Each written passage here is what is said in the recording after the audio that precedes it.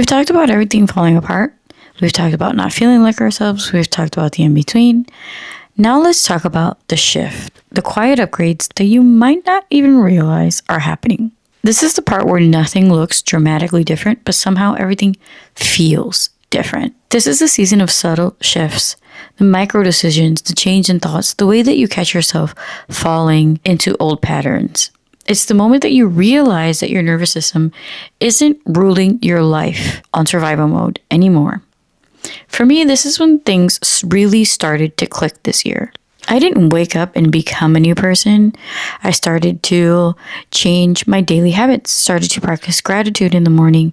I started to pay attention to how my body felt. I started to be a little bit more intentional about what I was eating, what I was feeding my body. I started to simplify my content and leaned into what feels good, what feels aligned, what feels like me. And those tiny shifts are what make the biggest difference. Because the truth is that you don't transform through one big leap. You transform through thousands of tiny habits that you do every single day. Little promises, small corrections, micro upgrades. Most people underestimate these tiny habits because they think that they're too small to make an impact. But that's exactly why they're powerful. Those tiny habits that you do daily compound over time, and they're responsible for creating your identity. Your brain is constantly scanning for patterns. Whatever you repeat, it assumes it's important. This is literally how your brain rewires itself, through neural pathways formed by repetition. And your mind, you are psychologically programmed to act like the person that you think that you are. So if you identify with someone that is unhealthy, unfit, sluggish, you're going to keep repeating thought patterns, habits, and behaviors that align with that version of the identity you have. But if you change the way that you see yourself, your mind will change the way that it also thinks about itself, and it will look for different behaviors and patterns. So here's how I want you to start the shift.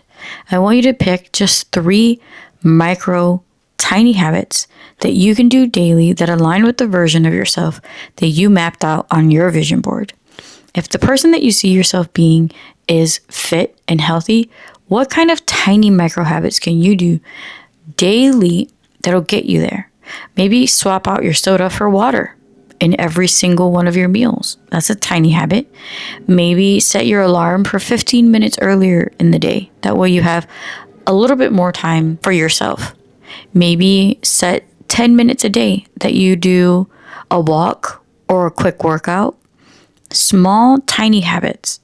Maybe you'll practice gratitude in the morning every day, or do a 5-minute tidy, or you step outside for some sunlight, or you put your phone across the room at night before you fall asleep. Focus on small, tiny promises that you can keep to yourself. Also, before you react, I want you to think to yourself, am I in survival mode? Is this a survival mode behavior? Is this behavior trying to keep me safe?